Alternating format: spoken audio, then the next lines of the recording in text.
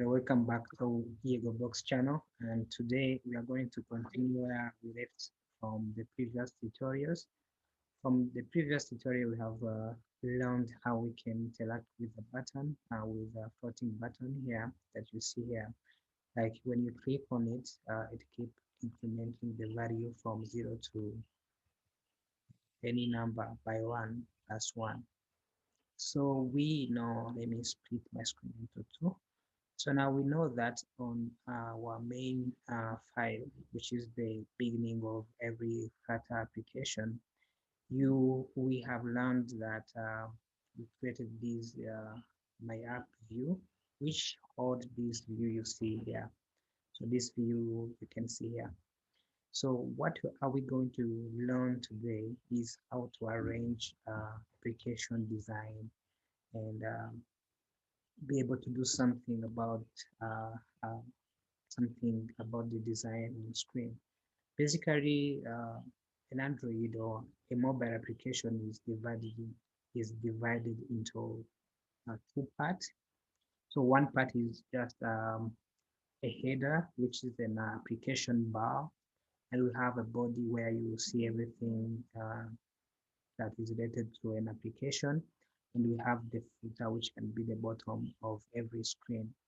So that's what I'm going to try to explain where you are designing the application. Those three aspects will play a big role in how you craft your application. So without further ado, let me continue. So we learned that we have scaffold here. So what is a scaffold? A scaffold, we learned that it's something that you can use to expose your application design. So first of all, we need to have the material app at the top of every widget. Then probably most of the time you're gonna have the chart, and this chart is going to be scaffold. So why scaffold? Basically, scaffold is just what really represents an application because it has those three parts that I have said. It has the body, it has the application bar, and it has the menu bar, bottom bar. So which are the three parts that every mobile application has. So you can see already that I'm using the body property, and this body property is going to be where I put everything that is visible at the center of the screen. So now I can also use another property called app bar. So this app bar is going to hold the application bar where, for example, if I take the example of WhatsApp, that's where you see the messages, the notifications, and so on. So a lot of questions that new developer face when they start developing Flutter application is to understand which widget are you going to use and which widget are you going to use and where you're going to use them. So the easy and quickest way to understand that is just go, like if you are going to use this property app bar, you need to click on it, like you need to hold control on your keyboard, then click on it. Then you go to the definition of that property in Flutter. So, and this is the best way of running the Flutter because everything in Flutter is just visible. You can interact with the, the base widget and see how you can call it and so on. For example, if I go to the scaffold, I can go to where the scaffold is defined inside the Flutter SDK. Then I can stand then I can understand which property and I'm going to call and which widget I'm going to pass through that property. For example, this app bar, if I go to the bottom where it is defined, I can clearly see that uh, so it's going to take any preferred size widget, which can be, uh, you know, any widget that has that type. So for example, here I know that I can put the app bar. So if you go here, you can see that we have already an app bar that we can use, and this app bar take another property called title.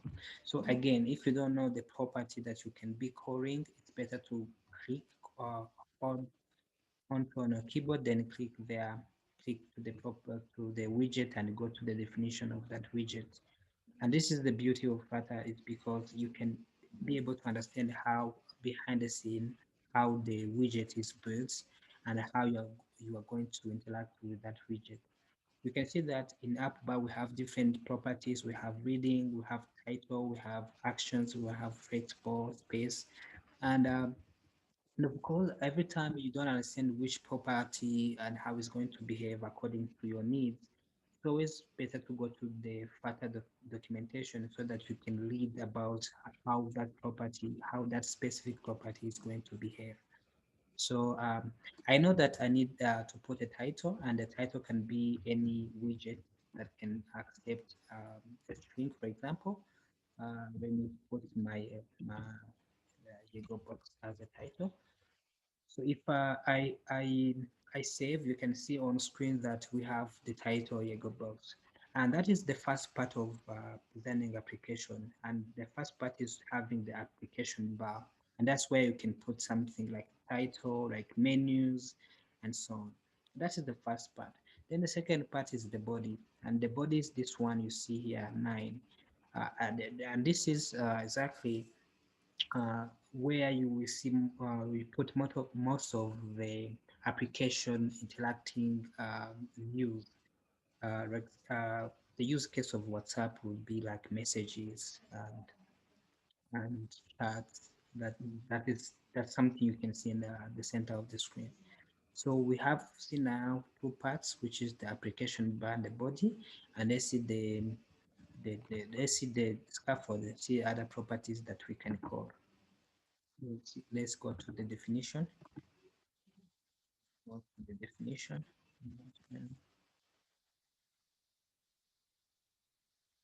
So if we go to scaffold, we can see that we can call the floating action bar, so we don't need them. But I want to have, for example, the bottom navigation bar. So you have seen that most of the application have the menu at the bottom. So let me call this. So we know that from the scaffold we can like below the body, you can put it anywhere. So we can call that bottom navigation bar. So how does the bottom navigation bar works? So you can put the bottom navigation bar, and this bottom navigation bar, you can see that it takes the items, and these are the list of menus that you're going to see at the bottom of the screen. So it's better to understand that every property, when I say property, this for example bottom navigation bar is a type of property. So every type of property in Flutter has its type of widget that you can accept in order to function the way you would expect. So for example, for application to run, you need to have a material app at the at the parent of the widget. Uh, for example, because data widgets really require the material specification for them to work. So that is why we need to have the material uh, widget at the top of other widgets. So that is something I want to make clear so that it is, because I know it can be the barrier for other developers to who start like, which widget are you going to use? How are you going to use? Why are you going to use them? Why, for example, here at the bottom navigation bar, I'm not using, for example, container, row, column. There is different widget that you can use. But for example, for this case, I know for bottom navigation bar to work, I need to call the bottom navigation bar widget and pass the list of widget. And this widget can be any type of widget. For example, if I pass a text here, the menu one, for example, you can see that this text widget is not going to be accepted because the items that is required here is not of type of text or any type of other widget. And this is why we need a specific widget to pass here. So if we go, if we hold to this error, we can see that the error clearly specified that the type text widget is not able to be assignable to the bottom navigation item. So that's why we need to now use the item bottom navigation item. So now we choose the item. Now for item, we will now need to pass an icon, and there is of course a widget for that. So we can say icon. And icon, there's different way you can use icon. So for example, I'm going to use, because I don't remember how it is being used. So I can go to the definition. I can see that I can pass the text, and so I think let me go back. There is icon, and I can wait. There's icon. Okay, then I can pass the icon. So you can see that from the icon, I can pass the icon for that for that to work. So that's why I need to pass the icons. There is another widget called icons. Then I can choose from the list of icons which icon I want to choose. Let's say I want to use this one. And here now I can save that. Now our menu is going to be shown.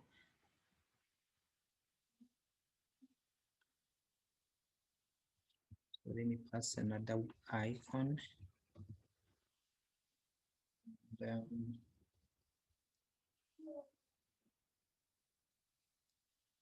so if we save it again, okay, the quickest way to see it, and this is very important, is to know how to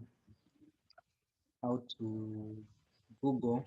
So this is very important for developing area. You need to be able to know how to find a solution for something that you don't always remember. And this is why I don't record the video uh, before. Like just I don't have the script written, because I know for you to be a developer, you need to know the hassle, the issues that you'll be facing, and how you solve that. For example, I don't remember how to use the bottom navigation bar. So clearly that is something I'm doing wrong. So I need to understand how it's done. So from data tutorials, you'll be jumping to the solution, and you never know how behind the scene what a developer has done. So for example, I typed the bottom navigation bar, and I can go to the class specification, and I can even see the example of what I'm trying to do. So what I'm trying to do here is the menu like this. So if we go to the bottom to this example, we can uh, see the widget. Let me see. So we can see that we have the bottom navigation bar, and we have items, and we need to provide the bottom navigation item. So basically, this is something we need to do. I need to copy this text and see what I've done wrong. And if I paste this solution, we can see that, let me put the previous solution and put this new solution so I see the mistake I've done. So for example, you can see that I was calling the navigation, uh, bottom navigation bar item. Instead, here I was calling the bottom navigation bar item. That is different. So I need to call bottom navigation bar item instead of, yeah. So if we save it again to our solution, okay, so what's the, sometimes I need to restart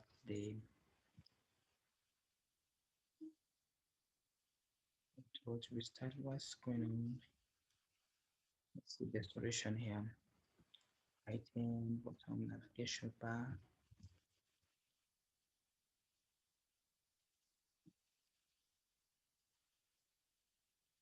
Um,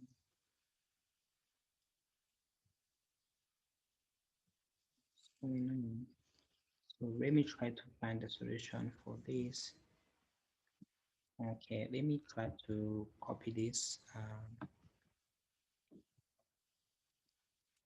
This solution, put it at the bottom here. Try to save it. It's gonna work. So what was the question? The question is that I forgot that for the bottom navigation bar to work, you cannot pass one icon as the menu. So why?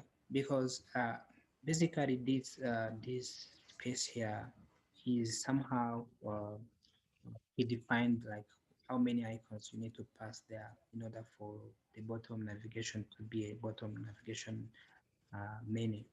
So I think that's just the side of Flutter why we cannot pass the one icon, one menu.